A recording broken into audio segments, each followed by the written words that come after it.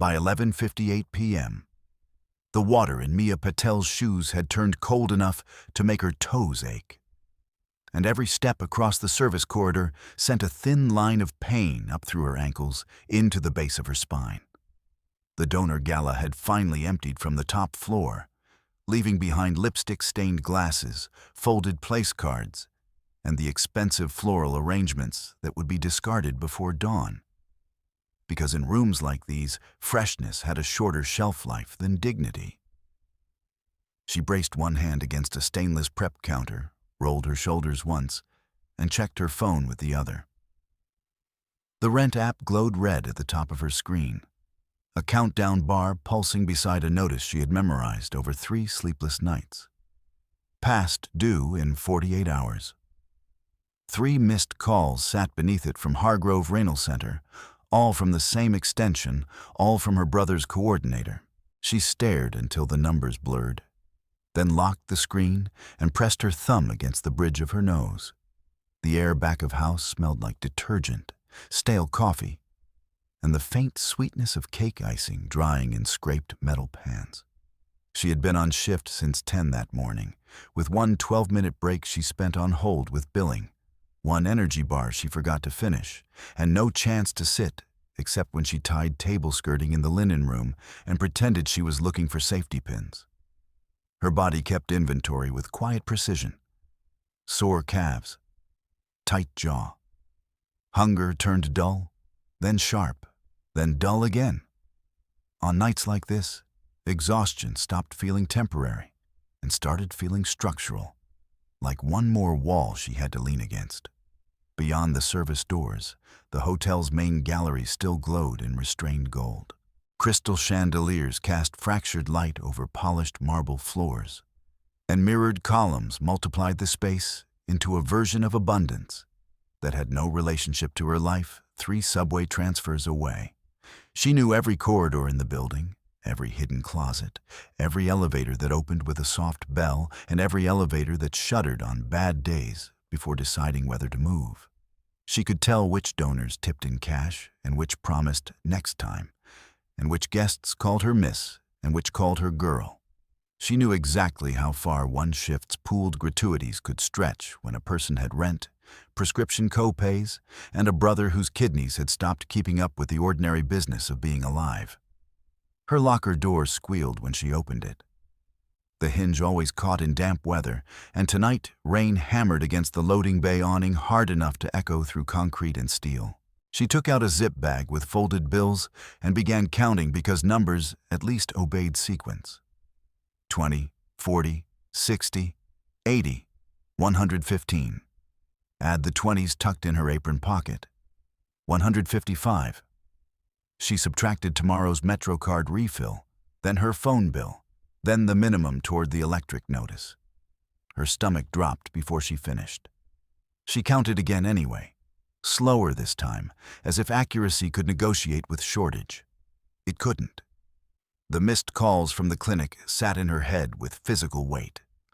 Her brother Arav was 22 and stubborn in the way sick people sometimes became, insisting he was fine while memorizing the color of insurance forms and pretending not to watch her face when she opened envelopes.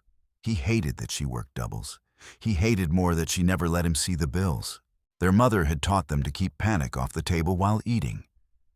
And even after she was gone, Mia still followed that rule as if discipline could stand in for protection. 3 months since the first emergency admission. 7 weeks since the specialist recommended additional treatment not fully covered. 9 days since the coordinator had started using the phrase urgent adjustment. Her phone buzzed again in her palm. Unknown number. She answered on the second ring and kept her voice low. This is Mia Patel. Ms. Patel, this is Jenna from Hargrove Renal. I'm sorry to call this late. We need to confirm tomorrow morning's session and review your payment authorization. Mia closed her eyes. He's still on schedule, right? He is, but there's a hold on part of the file. We sent 2 notices and left messages. If we don't finalize by 10 a.m., There may be delays in supplemental services. Delays? The word landed harder than threat language ever did. Polite, administrative, devastating. Mia looked through the narrow wired glass window in the door and watched two housemen wheel silver chafers past a wall of white orchids that cost more than her monthly groceries. "I'm at work," she said. "Can I call by 8:30? "Yes, please. We can hold until then." "Thank you." When the call ended, she stood very still for several seconds, listening to rain and distant elevator chimes. She had trained herself not to cry in uniform because mascara streaks invited questions, and questions cost time she did not have. She swallowed once, hard, and tasted burned coffee from hours ago. Then she tucked the phone into her pocket, reknotted her apron, and went to clear what remained of Ballroom C with the precision of someone who survived by making no visible mistakes. Near midnight, the last event coordinator signed her sheet without looking up. "You're still on brunch set up at 6, right?" Mia nodded. "Yes. Try not to be late." 2.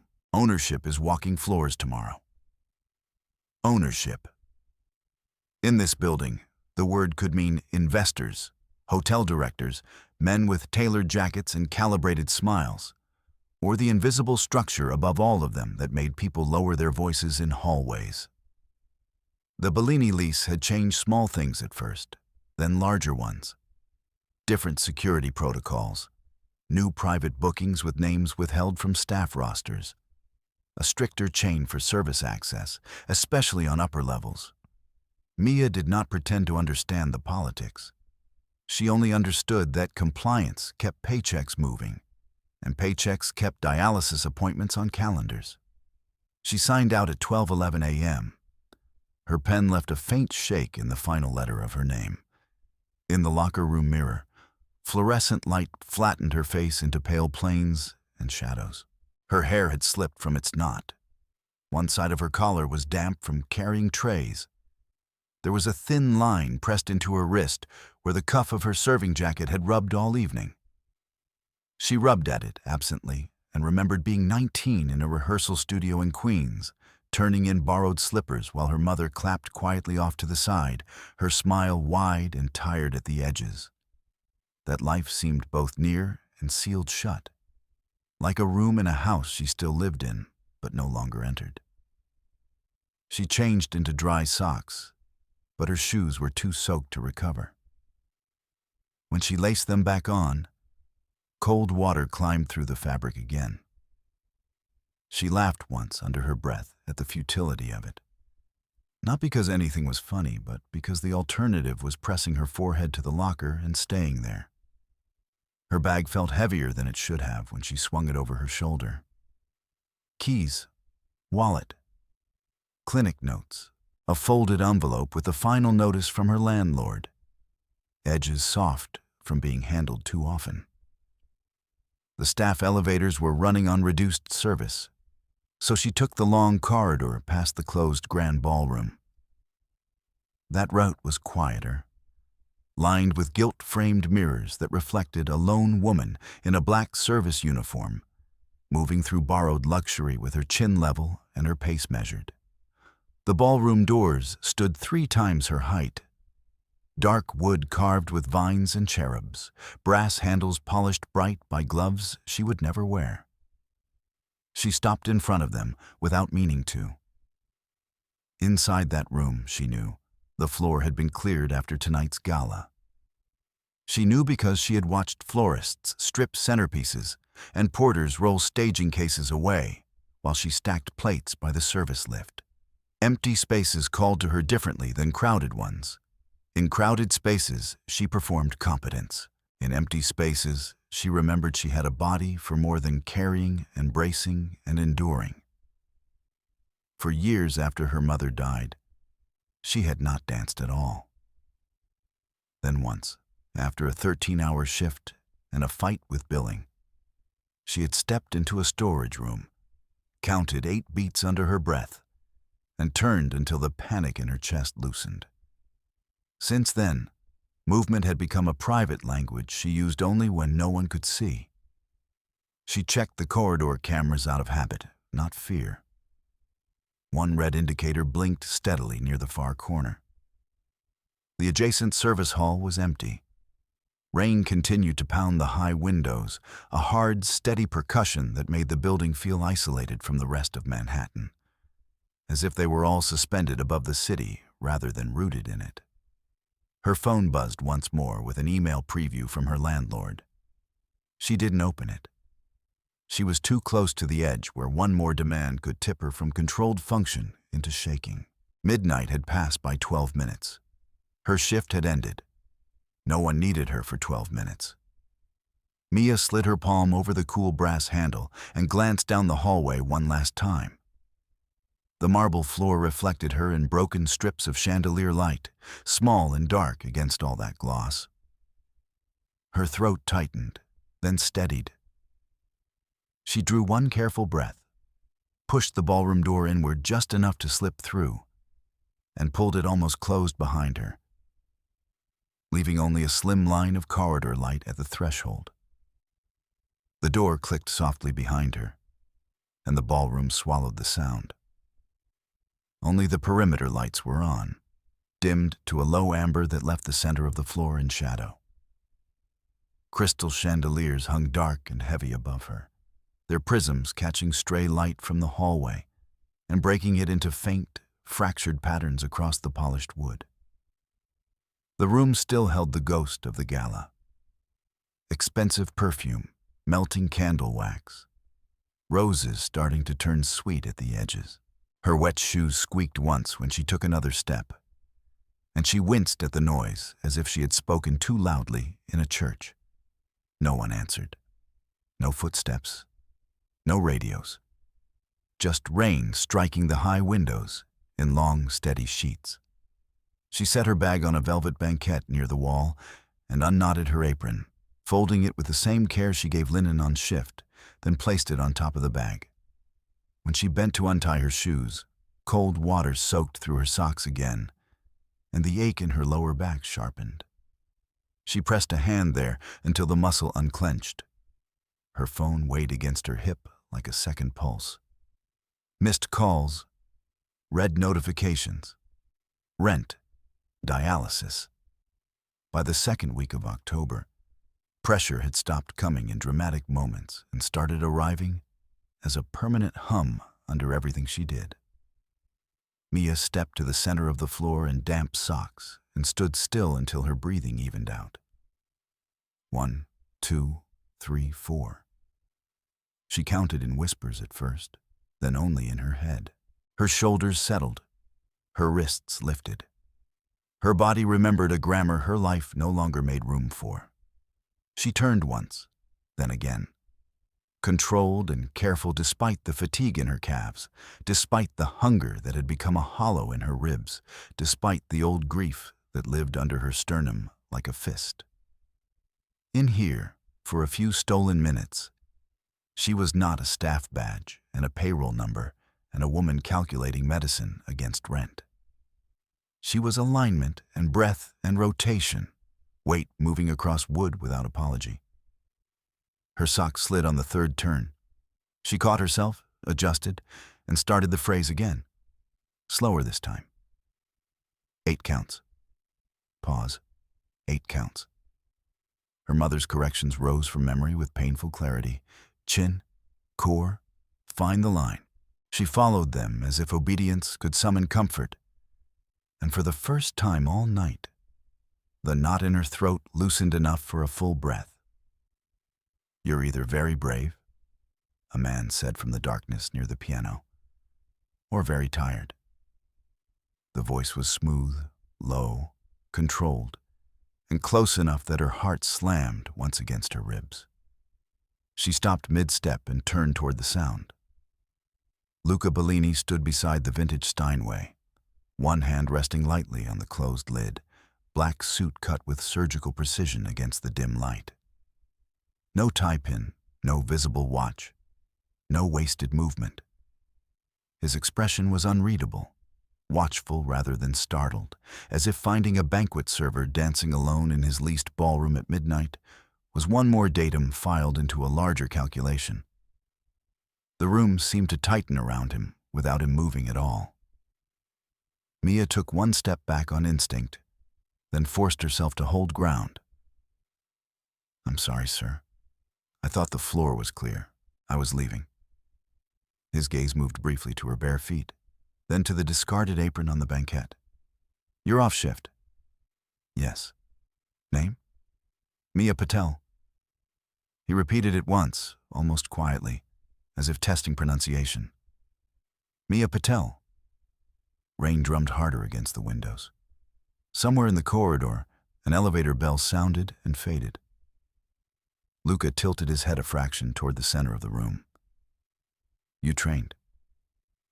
The statement unsettled her more than a question would have. "A long time ago." "And now?" "Now I serve canapes and clear crystal that costs more than my rent." The words slipped out before she could smooth them. Heat climbed up her neck. "I didn't mean, I understood what you meant." Silence expanded between them, dense and sharp. He did not approach, he did not soften, but he also did not call security. His eyes stayed on her face with a level focus that made her feel seen and assessed in equal measure. The ballroom doors swung open with a hard shove. Hotel manager Gerald Pike strode in first, rain speckling the shoulders of his tailored gray jacket. Two security men close behind him and a young valet lingering at the threshold with a rolling cart handle clenched in both hands. Pike's mouth was already set in the expression he used for public corrections, the one polished to look procedural instead of cruel.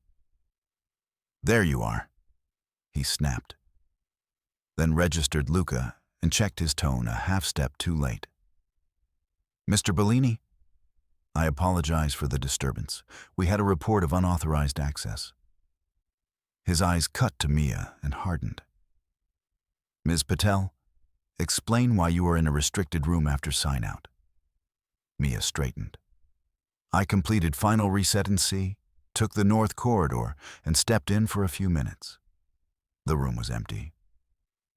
"You stepped in," Pike repeated, each syllable clipped. "Into a private ballroom leased under executive protocol." The nearest security guard looked at the floor. The valet at the door swallowed and shifted his weight from one foot to the other, knuckles pale around the cart handle. "I wasn't touching anything," Mia said.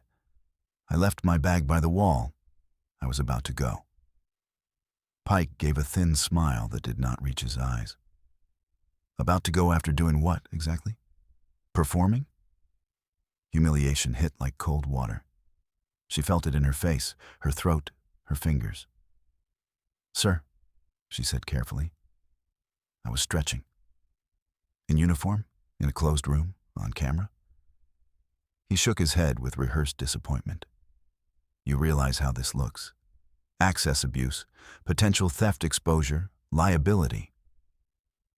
The word theft landed in front of security, in front of the valet, in front of Luca Bellini, and all the invisible lines of class in the room lit up at once. Mia could feel every difference between her damp socks and Pike's polished shoes, between her overdue notices and the marble underfoot, between who was presumed trustworthy and who had to prove she had not stolen air. "I didn't steal anything," she said, voice thinner than she wanted. Pike stepped closer, keeping his tone formally polite for Luca's benefit, while aiming every word at her. "Intent is not the only issue. Protocol exists because we host people who expect discretion. You don't freelance inside this level because you're emotional after shift. You don't improvise access because you think no one's watching." She opened her mouth, closed it, then tried again. "I used the door. It wasn't locked. Because staff are expected to follow instruction, not test boundaries." He turned slightly toward the guards. "Please escort Ms. Patel to HR hold. Suspend badge access pending review." If inventory is short, legal will be involved. The younger guard hesitated, eyes flicking toward Luca. Luca had not moved from the piano. He watched Pike with a stillness that drew all motion toward itself. When he spoke, his voice was a low baritone, smooth and devoid of visible anger. "Mr. Pike?" Pike pivoted immediately. "Yes, sir." "You are addressing one employee as if she has already been charged." Pike's jaw twitched. "I'm enforcing policy." "You are performing authority." Luca's gaze shifted once to Mia, then back. "Those are not the same." No one breathed for a beat. Rain filled the gap, louder now, rattling the window frames high above them. Pike recalibrated fast, smile returning in a strained version. "I regret the tone. The hour is late, and we've had recent concerns regarding access violations. I cannot make exceptions, even when circumstances appear harmless." Mia wrapped her arms around herself, suddenly aware of the wet hem of her uniform against her skin, of her phone digging into her pocket, of how hard her heart was beating. She hated that her hands were shaking. She hated that Pike noticed. "There is no exception," Pike continued, eyes on her. "There is consequence. You signed protocol." "I know what I signed." "Then you know this can end your employment." The words knocked the air from her chest. Job gone meant insurance gone, clinic delays, Arav pretending he was fine while getting sicker. She pressed her fingernails into her palms until the tremor eased. Luca's tone stayed even. "Inventory status?" Pike blinked, thrown by the question. "No reported loss at this time." "Camera status?" "Active in corridor and entry points." "Then preserve footage." Luca glanced toward the valet at the door. "Who reported her presence?" The valet flinched like he had been touched. He was young, maybe 20, uniform collar slightly skewed, rain still beaded in his hair. "I did, sir." "Name?" "Evan Morales." "Did you observe her remove property?" "No, sir." "Did you observe damage?" "No, sir." Luca gave a single nod. "Thank you." Evan's shoulders stayed tight. He kept his eyes on the floor, breathing shallowly, as if leaving would be interpreted as disloyalty to someone unseen. At 12:19 a.m., thunder rolled close enough to vibrate through the glass, and the rain shifted from steady to violent, battering the windows with sudden force. The ballroom lights flickered once, recovered, then settled into a dimmer hum. The air conditioning seemed louder after that, a low mechanical whisper under the storm. Mia felt the change in her skin first, a prickling awareness that had nothing to do with temperature. The room had become too quiet in the wrong places. Pike stopped talking. One of the guards touched his earpiece and then lowered his hand without speaking. Evan's fingers tightened again around the cart handle until the metal squealed. Her phone buzzed in her pocket. The sound was small, but in the silence, it cut like glass. She pulled it out, intending to silence it without looking, and the preview lit her screen in pale blue against her damp palm. "Wait by the loading dock, sweetheart. We need to talk about your debt." "Rohan." For a second, the ballroom blurred at the edges. She could almost smell his cologne over the wax and rain, hear the old careful tone he used in public before his grip changed in private. Her throat closed.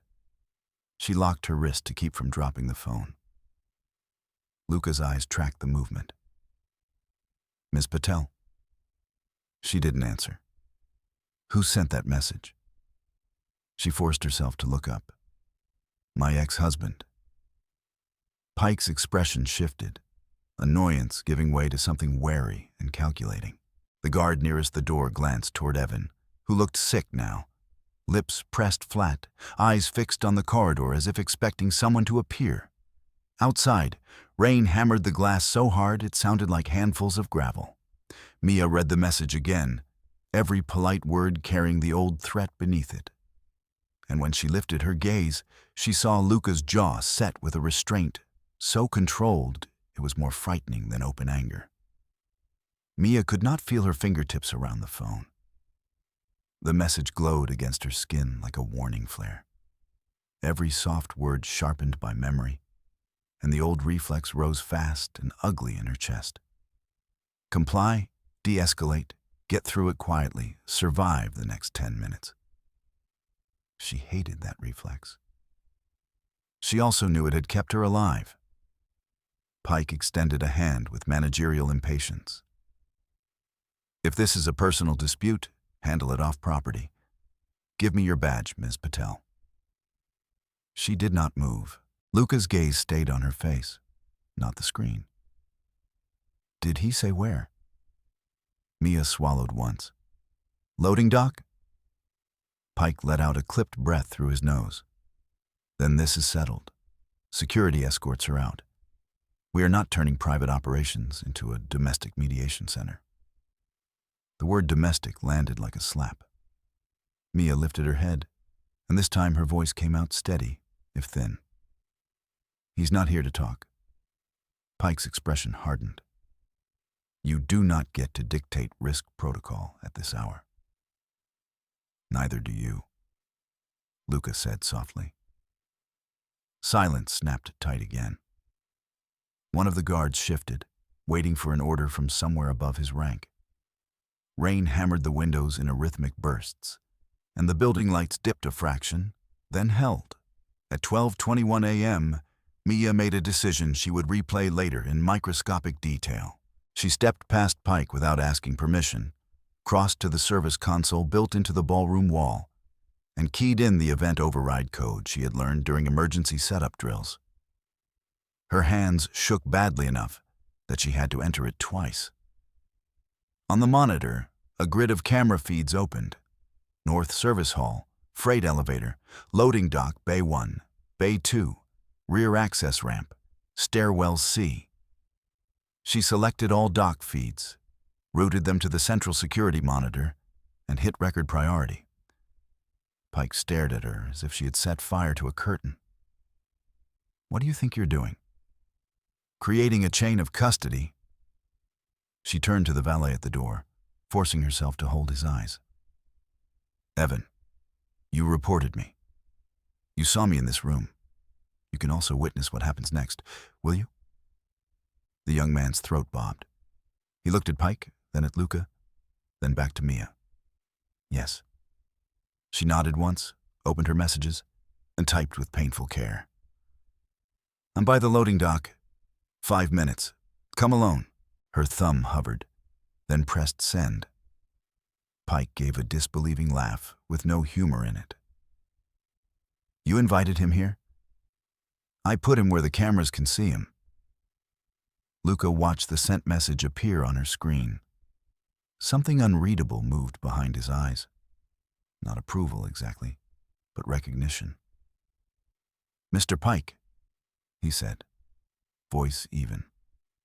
If you interfere with evidence capture again, you will explain it to Ownership Council by sunrise. Pike's jaw tightened. You are prioritizing her story over operational control. I am prioritizing verifiable facts. Mia's phone buzzed almost immediately. On my way, sweetheart. Don't make me wait in the rain. Her stomach dropped. She turned the screen toward Luca and Evan. Both read it.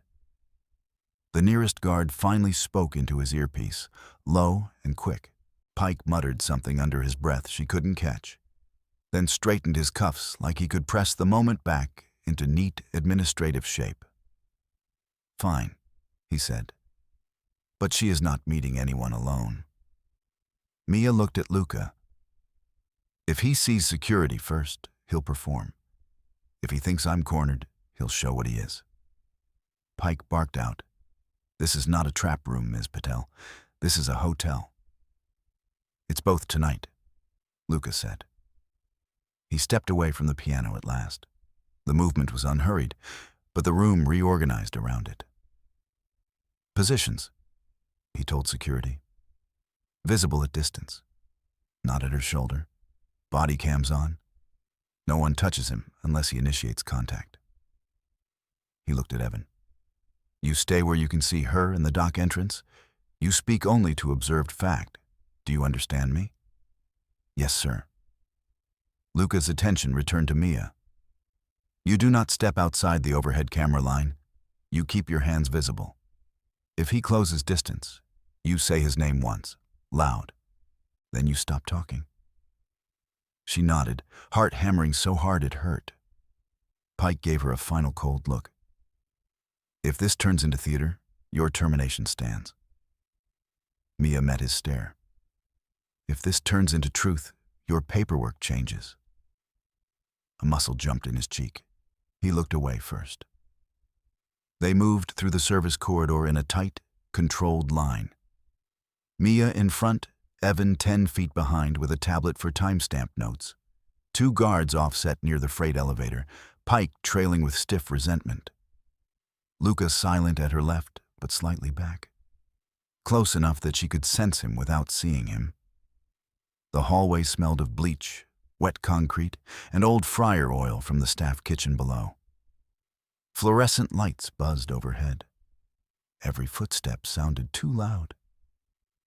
The loading dock doors were propped half open for late floral removal, and wind drove rain in slanting sheets across the threshold. Water pooled on painted concrete, reflecting red brake lights from an idling delivery van at the curb. Mia took her place exactly under camera 3, where the ceiling beam cast a hard shadow line across the floor. She folded her arms once, then forced them down to her sides, because crossed arms could be read as defiance, and defiance was gasoline with Rohan. 3 minutes stretched thin. Her breathing grew shallow. Her bruised places from older incidents seemed to wake under her skin, ghosts of pressure at wrist, shoulder, jaw. She could feel Luca behind the column to her right, just out of Rohan's direct line. Could feel Pike vibrating with disapproval. Could feel Evan's fear like static in the air. Headlights swept the ramp. A dark sedan rolled into Bay 2 and stopped short of the no parking stripe. The driver's door opened. Rohan Sethi stepped out, holding a black umbrella he didn't bother to open. Rain soaked his suit jacket instantly, tracing dark lines down expensive fabric. He smiled as if arriving for dinner. Mia, he called, voice warm enough for strangers. There you are. Her throat closed, then reopened on command. Rohan. He walked toward her with easy confidence, glancing once at the guards and dismissing them with a tiny tilt of his mouth. You brought an audience. That's new. Mia kept her feet anchored on the camera mark. You said we needed to talk. We do. He came closer, eyes flicking over her uniform, her damp hair, her bare ankles above soaked shoes. You look tired. Still working too hard for too little. Pike stepped forward. Sir, this is private property. State your business and leave. Rohan offered him a charming nod. Of course. I'm just here to collect what's owed. Mia felt the old panic trying to seize her lungs. There is no debt. Rohan's smile widened, public and polite. Your brother's special sessions, the transport, the medication gaps your insurance didn't cover. Did you think those invoices paid themselves? Evan made a strangled sound behind her, quickly muffled. One guard shifted his stance and adjusted his camera. Mia said louder, You redirected payments through shell accounts I never authorized. Rohan tisked softly, like correcting a child. Careful. Words like shell account make people nervous. I helped you when no one else did. You bought leverage. He took 2 quick steps and closed the distance she had measured so carefully. I bought loyalty. His hand clamped around her upper arm. Pain flared bright and immediate. Mia gasped. Hands off! One guard barked, starting forward. Hold perimeter, I have him. Luca's voice cut in, low and absolute, as he moved in immediately. Rohan leaned close enough that she smelled rain and citrus cologne and the metallic edge of his breath while Luca closed from her right. His smile stayed fixed for the cameras while his fingers dug deeper into muscle. "You will not embarrass me," he murmured. "You will dance where I say, sign what I place in front of you, and keep that brother of yours quiet." Mia tried to pull back. His grip tightened. "Rohan," she said louder, exactly as instructed. He laughed under his breath. "Still taking instructions from men in suits?" Then his expression changed, a tiny drop of the mask, and he shoved her sideways into the steel service door hard enough to ring it on its hinges. The impact shot through her shoulder and spine. For one fractured second, the dock lights blew white at the edges, and all sound thinned to rain. "Freeze." Old reflex. "Don't escalate. Don't make him worse." Her body obeyed that command before her mind caught up. She stayed pinned in that second, hand flat to cold steel, knees loose, breath gone. Then another body moved into the frame of her vision. Black suit, controlled force, and the air pressure changed. Luca crossed the last distance in a single stride and drove Rohan back with a forearm to the chest, clean and efficient. No wasted motion. Rohan stumbled on wet concrete and hit the bumper guard with a curse. "Lock this floor," Luca said without turning. "Medical now? Bring the footage." The command chain cracked through the dock, and everyone moved at once. One guard keyed his radio. Another stepped between Rohan and Mia, stance wide, hands ready. Evan retreated to the wall, shaking as he kept the tablet up, recording timestamps through clenched teeth. Pike started to speak, thought better of it, and snapped at someone to secure exterior access. Luca planted himself in front of Mia, shielding her from the line of sight to Rohan. When he spoke to her, his voice dropped by half. "Can you stand?" She nodded automatically, then realized she was trembling hard enough that her teeth clicked. "Yes." "Look at me." She did. His face was all hard edges and restraint. Rage banked so deep it read his stillness. "Where are you hurt?" "Arm, shoulder, I'm okay." "You would decide that after exam, not now." Behind him, Rohan recovered his footing and raised both hands in theatrical innocence. "This is absurd. She invited me. Ask her. She asked me to come." Luca did not look back. "You made contact after warning. On camera." Rohan's tone sharpened. "Warning from who? You? This is between husband and wife." "Ex-husband," Mia said, voice rough but audible. Luca angled his head just enough that Rohan could hear every word. "Do not use relational language as cover for assault." Rohan scoffed. "Assault?" She bumped a door. Mia's knees threatened to fold.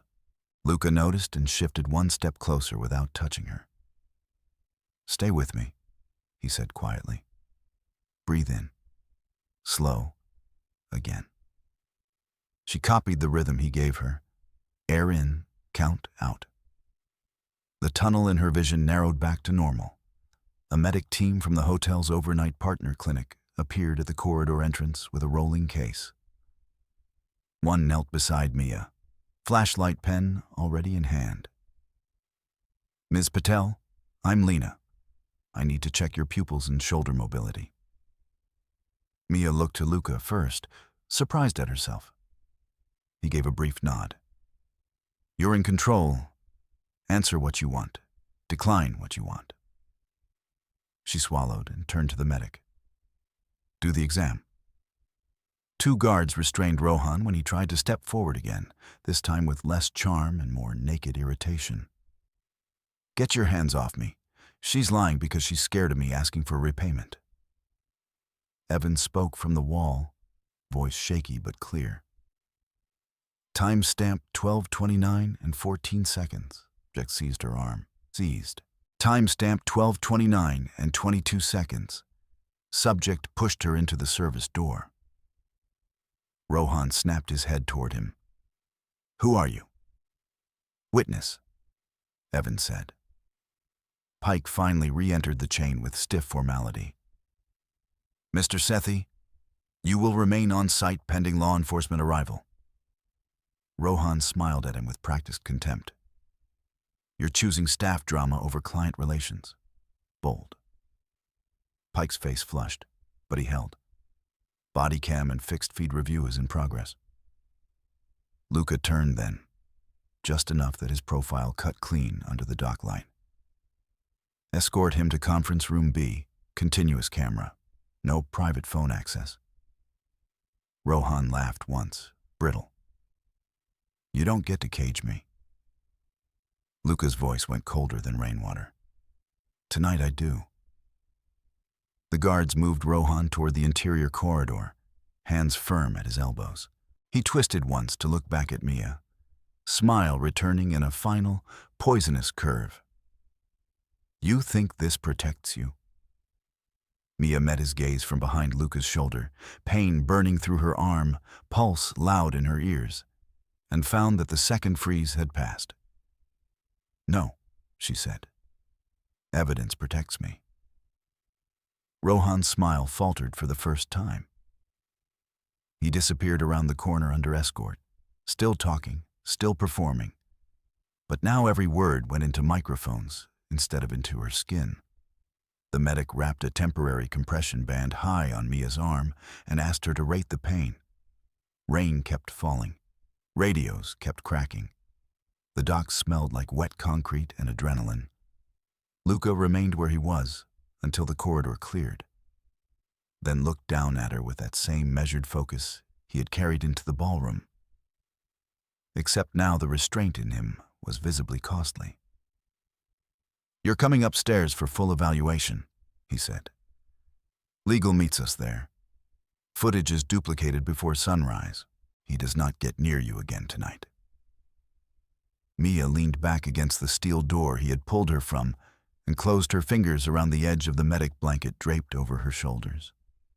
Her whole body shook, but her voice did not.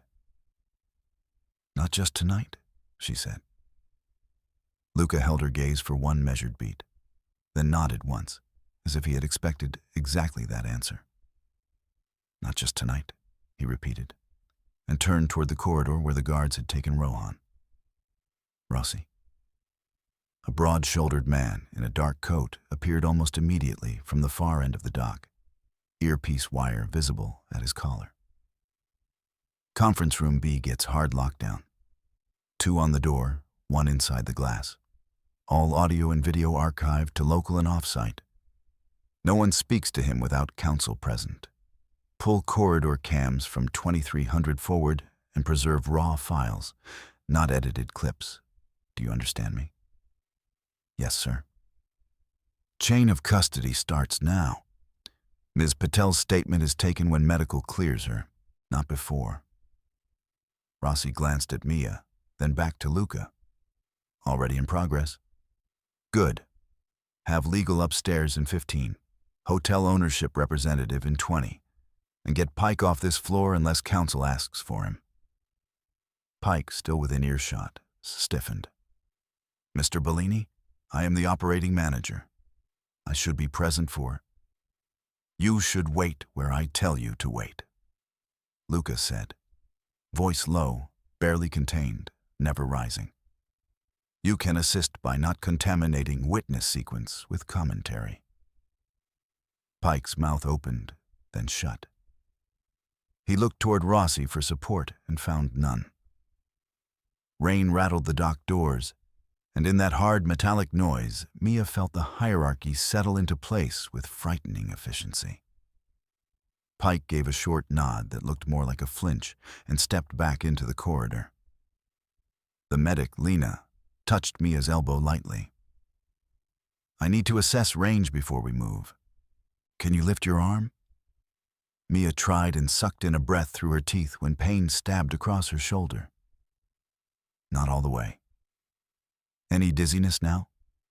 Less. Vision clear? Yes.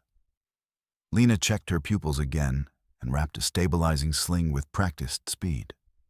Possible soft tissue injury, maybe more. You need imaging.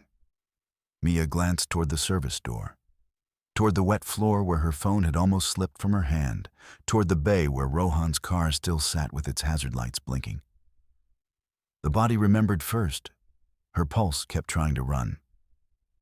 "I can walk," she said. Luca answered before anyone else could. "You won't walk through open corridors." "I said I can. And I said you won't." He shifted his focus to the medic. "Wheelchair." Mia turned sharply toward him. "No." The word came out raw, too loud. 3 heads turned, including one of the guards by the loading ramp. Heat climbed up her neck. Humiliation followed it. She dropped her voice. "Not through the main hall. Please." Luca studied her face, reading not resistance for pride, but the deeper fear under it. Being seen as weak, being handled, being turned into spectacle after being shoved in public. His next command altered by a degree. "Service lift only. Private route. Blanket stays on. Rossi clears the path before we move." Rossi nodded into his radio and started issuing short, tactical directions. North Hall sealed. Freight lift locked for priority transport. Camera team hold position. Mia exhaled, shallow and shaky, and gave the smallest nod she could manage. By 12:37 a.m., they were moving. The wheelchair's rubber wheels hissed over wet concrete, then thudded softly over the threshold strips into the service corridor. Mia hated the chair, hated the angle it put her in, hated the way every fluorescent fixture seemed too bright from below. But she also felt the trembling in her legs and knew she would not have made 50 steps without collapsing. Lena walked at her right shoulder, checking her color every few minutes. Rossi took point. 2 guards covered the rear. Luca stayed to her left, one hand on the chair handle, close enough that when the elevator jolted at level transfer, she did not pitch sideways.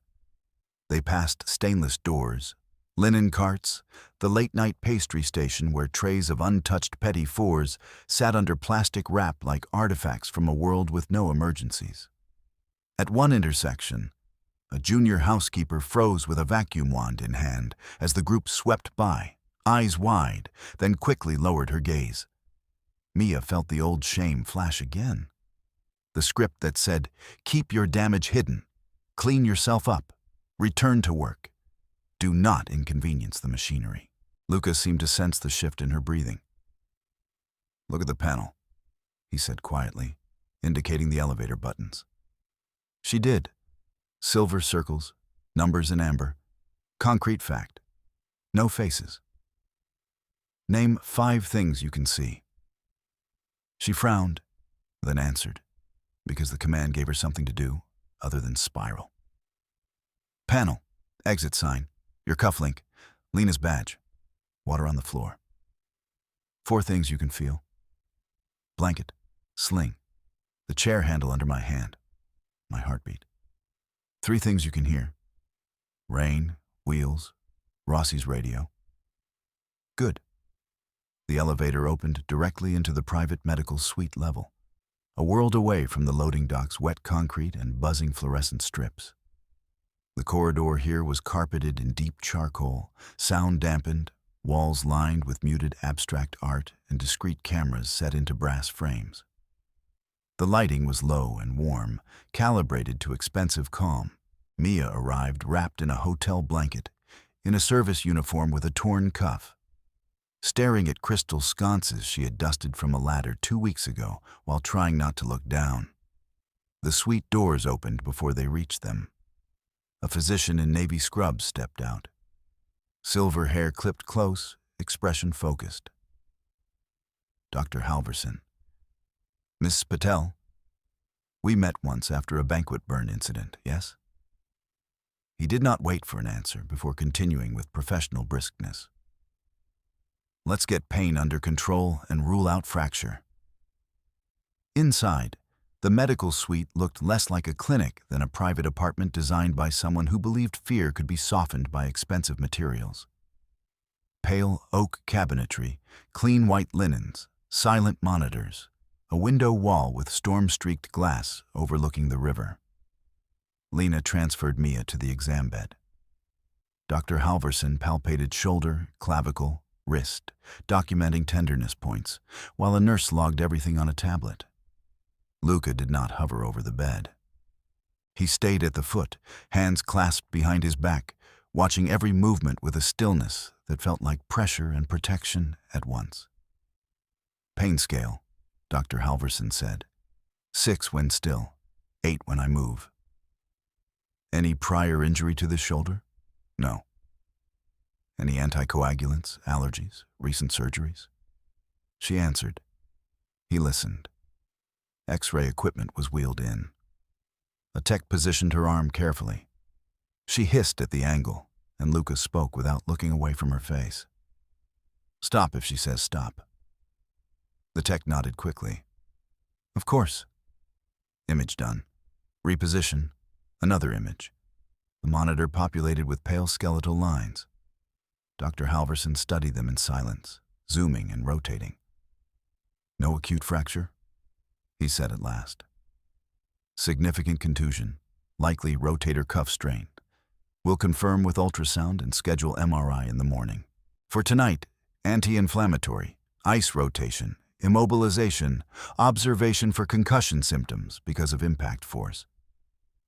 Mia felt something unclench in her chest at no fracture.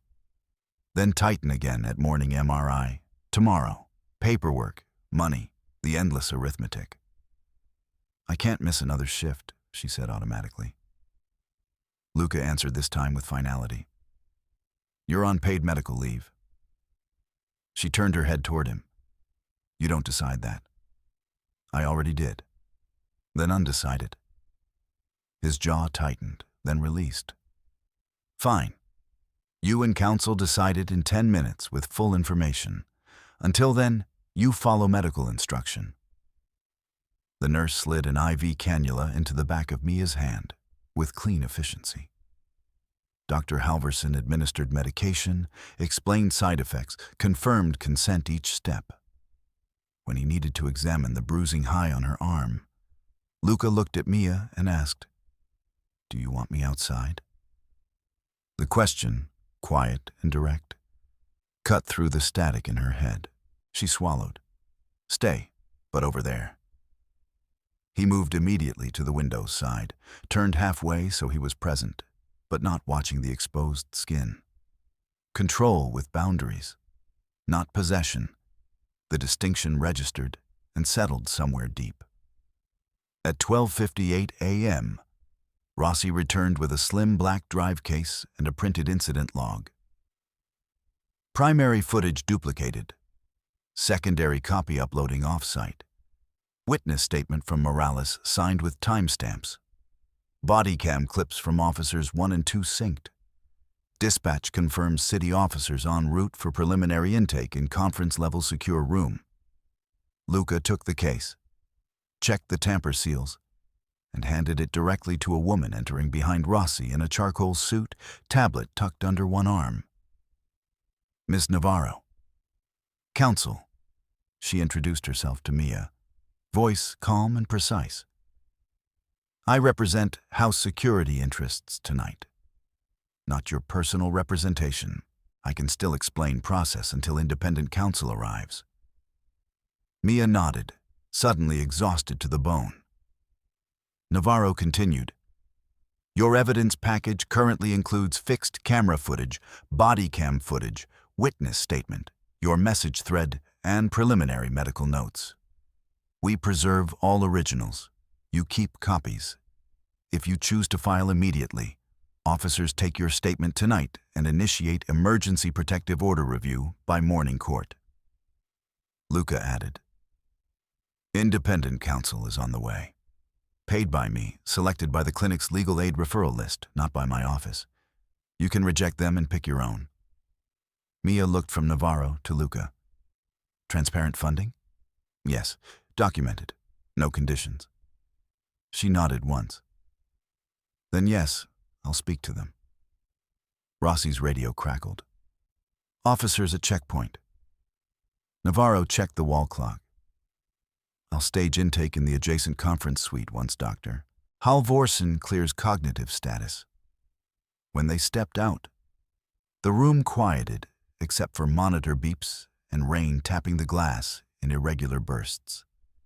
Medication softened the knife-edge pain, but left Mia's thoughts strangely lucid.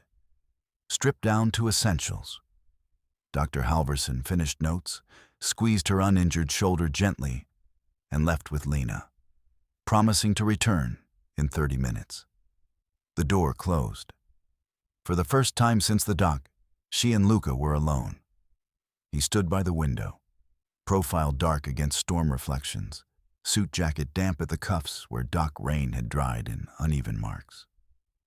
In the softened light, he looked less like an institution and more like a man forcing himself to remain measured while anger burned under the surface. Mia broke the silence. You run crisis like a military drill. I run it like people's lives depend on procedure. They do. She watched her own hand on the blanket, IV line taped in place. I just don't know what the cost will be later. The cost is already here, he said. Tonight you stop paying it alone.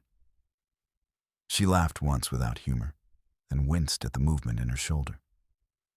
I've been paying it alone for years. His eyes shifted to hers. Tell me.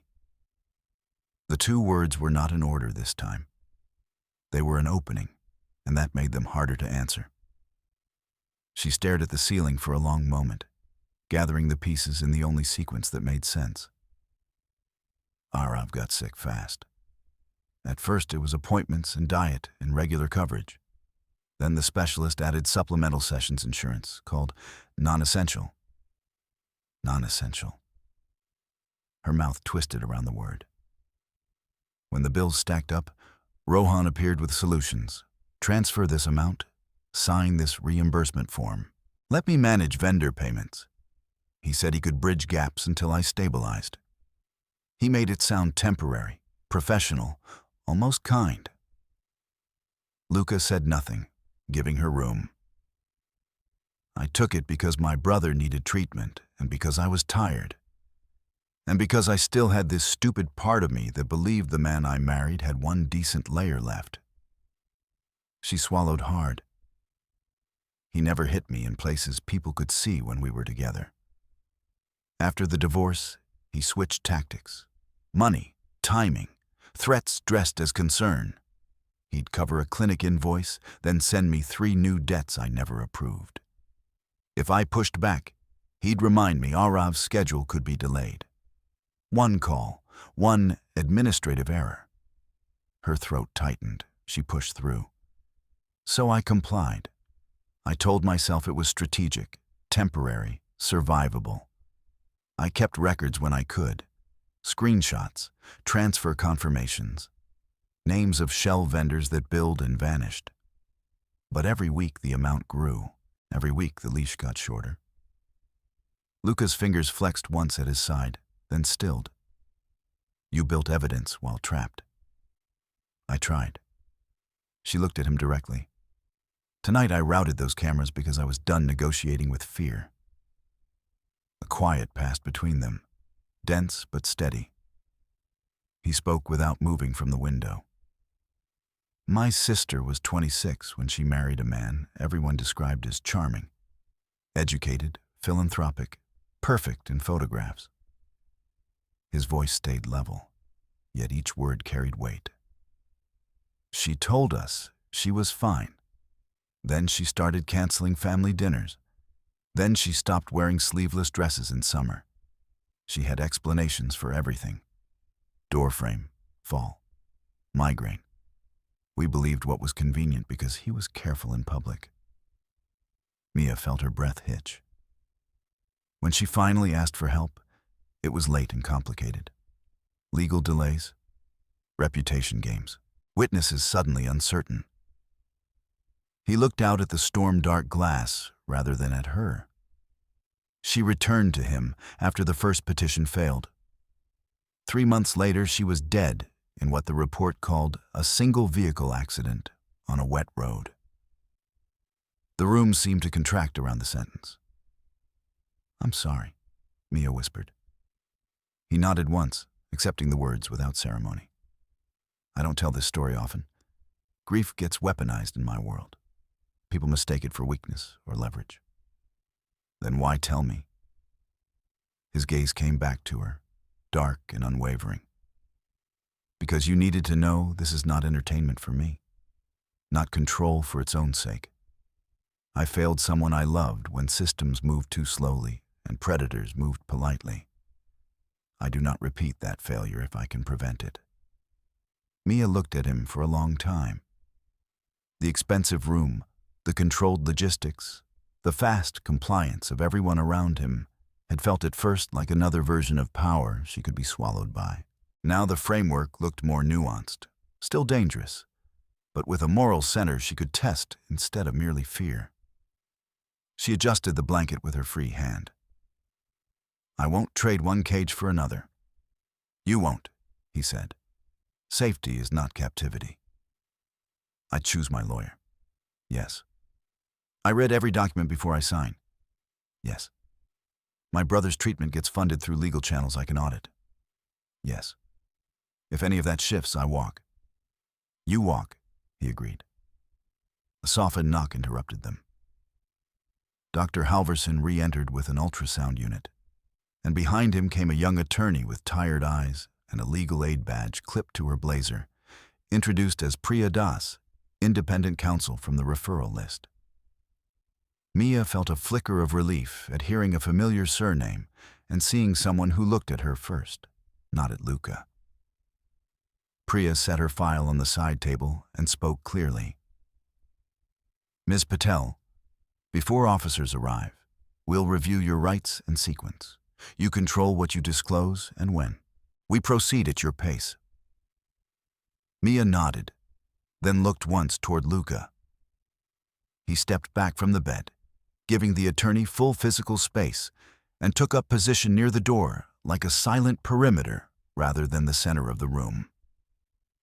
Outside, the storm kept striking the glass, but inside the suite, the next steps aligned into something she could hold. Exam results, evidence chain, counsel, statement, order. Not rescue handed down from above. Process she could stand inside and survive. Priya pulled a chair to Mia's bedside and opened a slim legal pad, while Dr. Halverson guided the ultrasound probe across the bruised slope of Mia's shoulder. Cool gel spread under the sensor, and the screen filled with layered gray bands Mia could not read, only endure. The medication had dulled the sharpest edge of pain, but each tiny adjustment still sent a warning line down her arm. Luca remained near the door, silent, one hand braced on the frame, watching without intruding. He looked carved into the room rather than standing in it. "Rotator cuff strain. No tear visible on this pass," Dr. Halverson said, voice clipped and calm. "We continue sling support and anti-inflammatory protocol. Ms. Patel, you report immediately if headache worsens, nausea begins, or vision changes." Mia nodded. Understood. When the doctor stepped out with Lena and the machine, the suite quieted to rain and muted monitor tones. Priya angled her body toward Mia, giving her the kind of eye contact that did not demand performance. "I'm going to be precise," she said. "You can pause me whenever you need. Tonight, you have 3 immediate decisions. Provide a full statement now or a limited preliminary statement. Request emergency protective terms and authorize release of your medical notes tied only to the incident. Nothing else?" Mia looked at the IV taped to her hand, then toward the window where stormwater streaked the glass in silver lines. "If I wait until morning for a full statement, can he claim delay means fabrication?" Priya shook her head. not with synchronized footage, witness logs, and time-stamped messages already preserved. A preliminary statement tonight protects timeline integrity. Full narrative can follow once you've slept and reviewed documents. Then preliminary tonight. Good. Next, protective terms. Priya's pen hovered. No contact by phone, text, third-party message, physical proximity at home, work, clinic, and known transit routes. We can also request financial non-interference language tied to your brother's treatment account if we show coercive payment control. Mia's throat tightened at the word brother. Include that, Priya wrote, then lowered her voice slightly. I reviewed the transfer screenshots you sent before I came up. You did strong work. You tracked vendor names, dates, and duplicate invoice trails while under pressure. That matters. Across the room, Luca's gaze shifted to Mia, not triumphant, simply steady, as if confirming what he had already suspected. She had not waited to be saved. The look landed harder than praise. Fear still sat in her chest like a locked jaw, but beneath it was a dangerous warmth she did not trust. The pull toward the one person in the room who could issue 3 words and rearrange everyone's behavior. Her body remembered him stepping between her and harm. Her history remembered what power cost. Priya continued. Independent investigator support is available through legal aid. Mr. Bellini offered transparent funding for treatment stabilization and counsel logistics. You can accept, decline, or accept conditionally, with written audit rights. Conditionally, Mia said at once. Everything documented.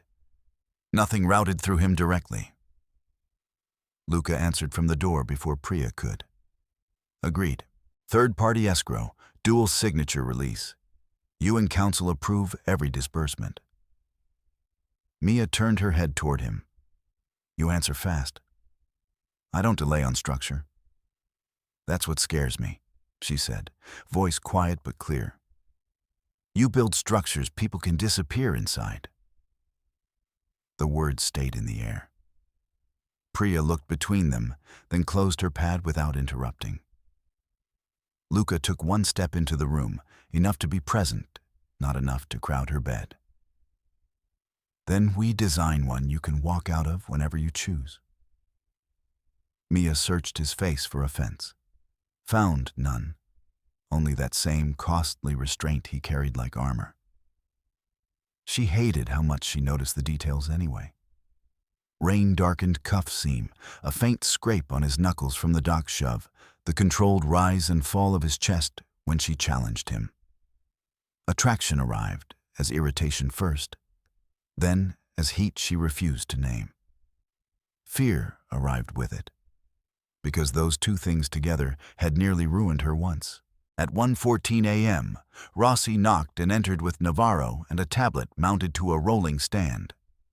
Conference room B-feed is ready, he said. Officers are staged in adjacent intake.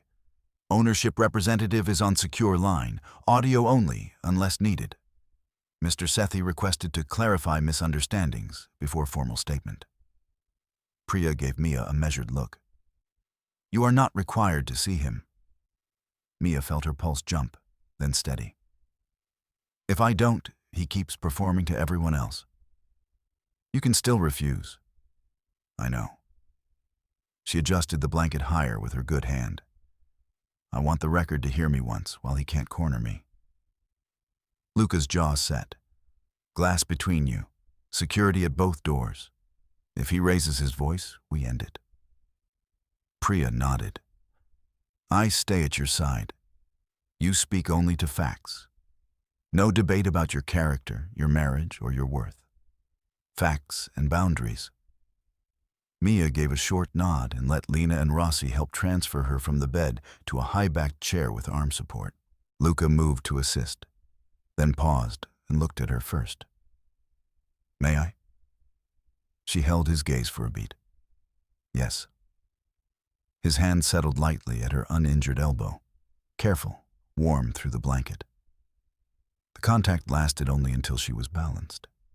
It still sent a sharp awareness through her that had nothing to do with pain medication.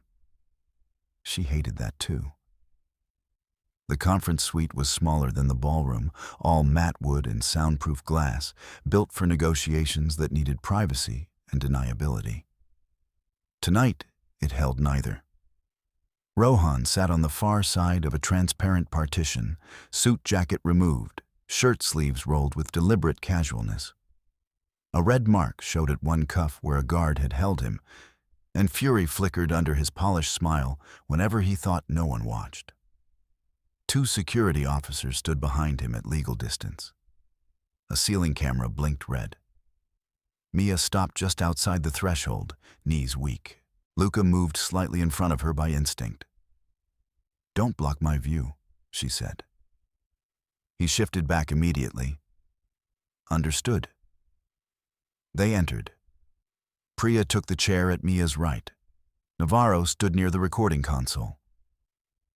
Luca remained behind Mia's left shoulder, silent and still. A visible warning line. Rohan's smile brightened when he saw her. "There she is," he said through the intercom, voice smooth. "Mia, sweetheart, you're making this uglier than it needs to be." Mia felt the old flinch begin and cut it off by pressing her thumb into the chair arm until pain grounded her. "Do not call me that." Rohan tilted his head, almost amused. "You sent for me. You asked me to come alone. I sent a message to document your conduct on camera." He clicked his tongue softly. "You always did overreact when stressed. These people don't know how dramatic you get." Priya leaned toward her microphone. "Mr. Sethi, personal character assertions are non-responsive. Address the incident only." Rohan ignored her and looked at Luca instead. "This your style, Bellini? Collect damaged employees and play savior?" Luca's voice came low, controlled. "Address her counsel or stay silent." Rohan laughed. "There it is. Ownership language." His eyes slid back to Mia. "You think he protects for free?" The room went very still. Mia could feel Luca's tension gather behind her like a storm front, but he did not speak. He left the space to her. She lifted her chin. "You will not discuss me as currency in any room again." Rohan's smile thinned. "You owe me." "I owe you nothing. You fabricated obligations by rerouting medical payments through unapproved accounts. I kept your brother in treatment. You leveraged his treatment to control me." He spread his hands, performing injured generosity. "I covered gaps when you were desperate. That was love." "That was coercion," Mia said. "Love does not arrive with invoices and threats." One of the officers behind the glass shifted to a wider stance. Rohan noticed and lowered his volume, returning to charm. "Mia, listen to yourself. You're confused. You're medicated. Come home, sleep, and we'll sort this privately." Luca stepped forward half a pace. "She has no home with you." Priya touched Mia's sleeve lightly, asking without words if she wanted to continue. Mia nodded once. Rohan leaned toward the glass. "You think a restraining order will save you from bills? From reality?" Mia opened the folder Priya had placed on the table and removed 3 printed sheets with shaking fingers. The transfer ledger, the vendor list, and the message log with tonight's timestamps. She slid them toward Navarro, who held each page up to camera, then mirrored them to the display facing Rohan. "Reality is documented," Mia said. "These are your account links, your shell vendors, and your messages tying payment release to my compliance. Reality is also timestamped 12:29 and 22 seconds, where you pushed me into a steel door after being told to keep distance."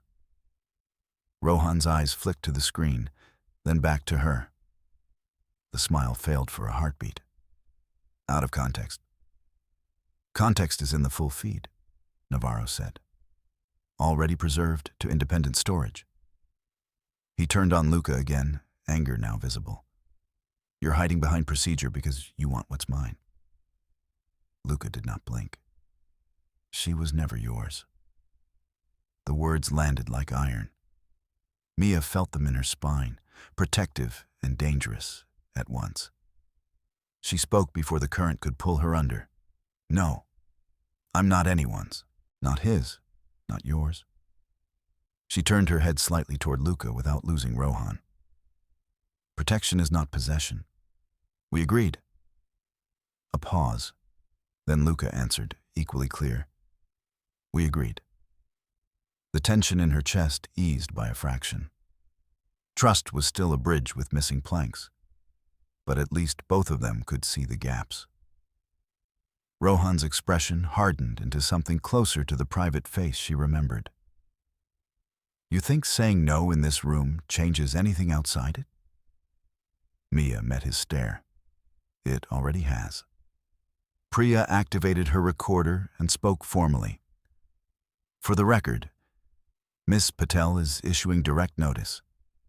Mr. Sethi, you are instructed to cease all contact and all third-party contact, refrain from approaching her residence, workplace, medical facilities tied to her family, and cease interference with any financial or treatment account connected to her household. Non-compliance will be submitted as immediate violation. Rohan smirked, brittle. And if I don't care about your record? Luca stepped to the table edge, voice quiet enough that everyone leaned in to hear. Do you understand me? You will not contact her again. You will not go near her brother, his clinic, her home, or this property. You will not send messages through friends, staff, or paid intermediaries. If you test that boundary, every lawful mechanism available to this house and this city will meet you before you reach the door. Rohan held his gaze for 3 seconds, then looked away first. Navarro spoke into her mic. Boundary declaration logged at 1:32 a.m. Officers notified to proceed with intake sequence. The side door opened. 2 city officers entered with neutral expressions and tablets ready. One addressed Mia directly, respectful and unhurried. Miss Patel, we can take your preliminary statement in the adjacent room now. Mia pushed her chair arms and started to rise. Pain flashed, and she swayed. Luca's hand lifted, then stopped in midair until she gave a tiny nod. He steadied her elbow, nothing more. Rohan called after her through the intercom, voice sharp for the first time. Mia, don't do this. She turned at the doorway, blanket slipping from one shoulder, sling visible, face pale but steady. I already did. She walked into the intake room beside Priya, with officers ready, evidence queued, and the first clear boundary of her adult life recorded in a room where no one could pretend not to hear it.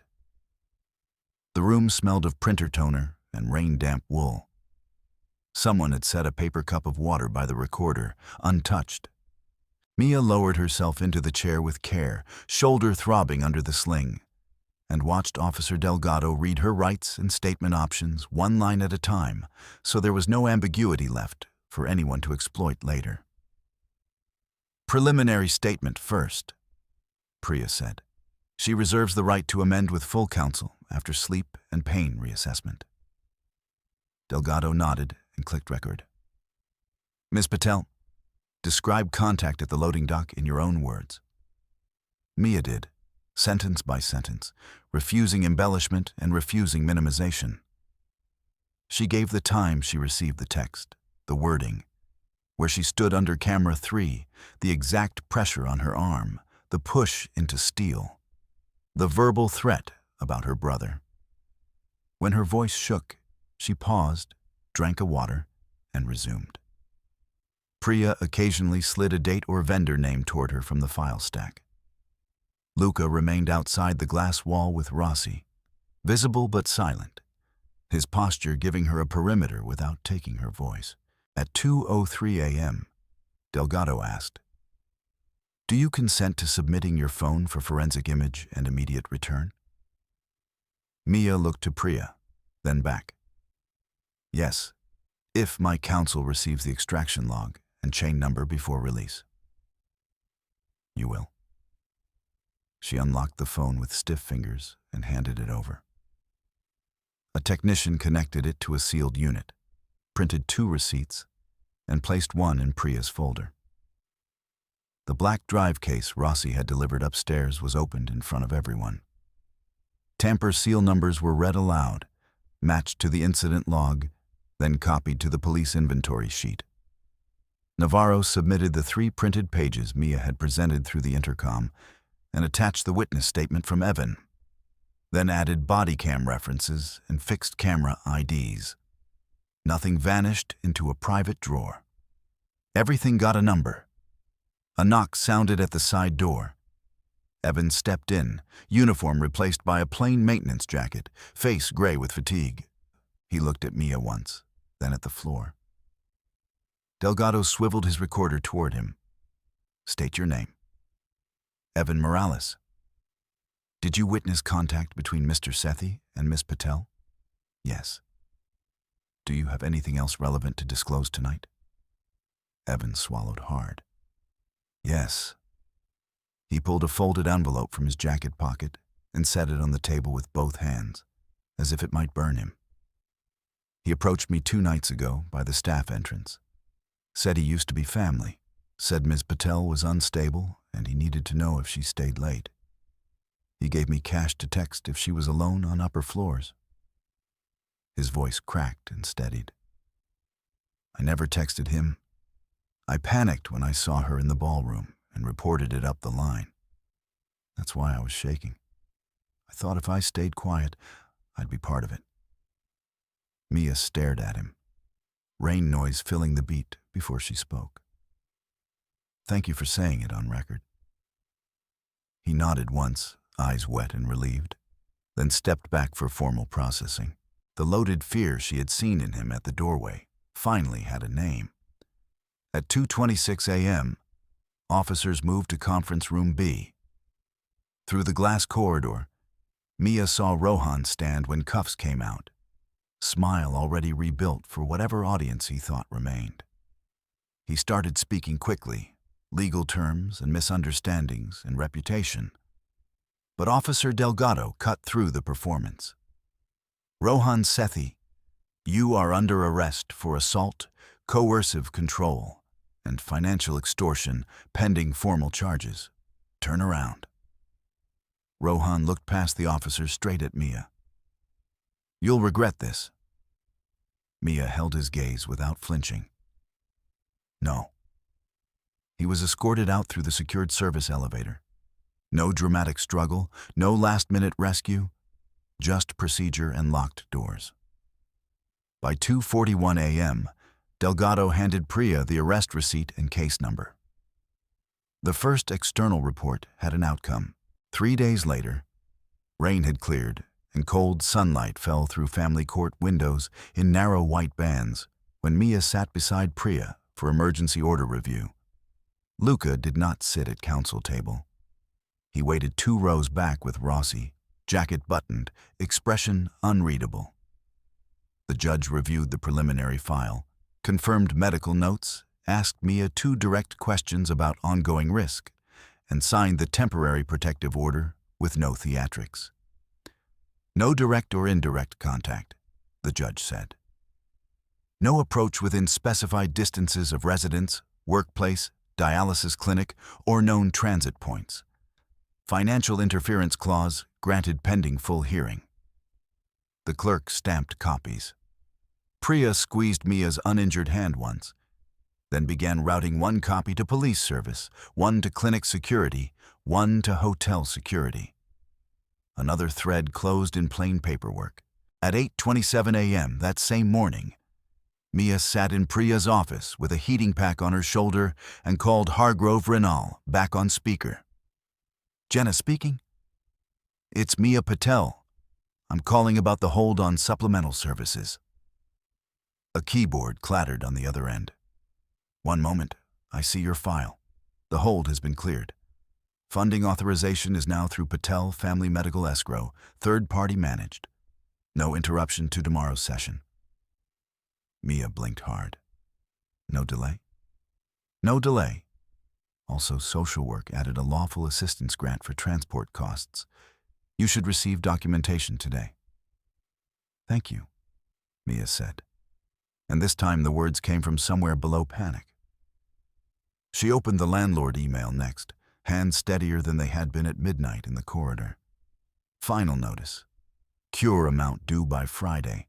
Priya called the number in the signature line, introduced herself as counsel, and arranged direct certified payment from Mia's own wages, plus documented emergency aid disbursement through escrow, not from any personal account tied to Luca. By noon, the landlord's office sent a receipt and rescinded the termination filing. Another external pressure lost its teeth. That afternoon in the hotel's executive boardroom, polished wood gleaming under recessed lights, Mia sat across from ownership counsel, HR, Priya, and Gerald Pike. Luca stood by the window and spoke only when asked. Pike looked smaller in daylight, defensive polish replaced by careful neutrality. Ownership counsel folded her hands. Ms. Patel, we are issuing a revised employment contract. Paid medical leave for current injury period, reinstatement without penalty, and transfer option off night service if requested. Mia kept her voice even. I want to stay on banquet track. I also want protocol changes. Staff reporting threats tied to domestic coercion cannot be routed through direct supervisors alone. There needs to be a secure channel and witness protection from retaliation. The counsel nodded slowly. That is reasonable. Mia turned to Pike. You accused me of theft in front of staff before inventory review. I want a written correction in my file and to security leadership. Pike's jaw twitched. Then he said, You have it. I handled that poorly. She held his eyes until he looked down at the page he was signing. Loaded reaction resolved. By evening, every physical evidence item listed in the incident packet had a disposition line. Originals in police custody, authenticated duplicates in legal escrow, medical imaging in hospital record, witness envelope entered and photographed. Phone extraction returned to Mia with verification hash. Priya reviewed each entry with her before closing the binder at 11:56 p.m. the next night. Mia stood outside the same grand ballroom with her sling removed for controlled movement, pain still present but manageable, and an access card that now opened the door under her own authorized code. The corridor mirrors reflected a woman who still looked tired, still carried rent math and clinic schedules and healing bruises, but no longer moved like she had to apologize for occupying space. She pushed the door and stepped inside. The room was dim, perimeter lights low, chandeliers sleeping overhead. Rain was gone. The windows held the city in sharp winter clarity. Her old apron was not on the banquette now. In its place sat a small folder Priya had sent up. Copy of the protective order, contract addendum, clinic funding confirmation, and the police case receipt. Paper shields, imperfect but real. Luca stood at the threshold, not entering. Dark suit unrumpled, hands at his sides. He had kept his promise about distance, unless invited. His voice carried quietly across the floor. You asked for no audience. You're not an audience, she said. You're a witness. He inclined his head once. Mia walked to center floor and let the silence settle into her bones. She counted under her breath and began. Movement careful around healing muscle, then fuller, then truer. Not performance, not escape. Choice.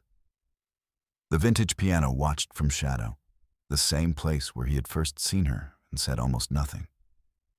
She turned through 8 counts, then 8 more, breath opening where fear used to clamp shut. When she stopped, she faced him. "Say it again." His eyes held hers. "Safety is not captivity. And ownership, not part of this." She believed him enough to stay where she was, enough to let the next sentence be honest. "I don't know what this becomes." "Neither do I," he said. "We set terms as we go. You keep your autonomy. I keep my word." Outside the windows, the city moved with or without their agreements. Sirens far below and traffic lines flowing east. Danger still existed in principle. Courts still had hearings.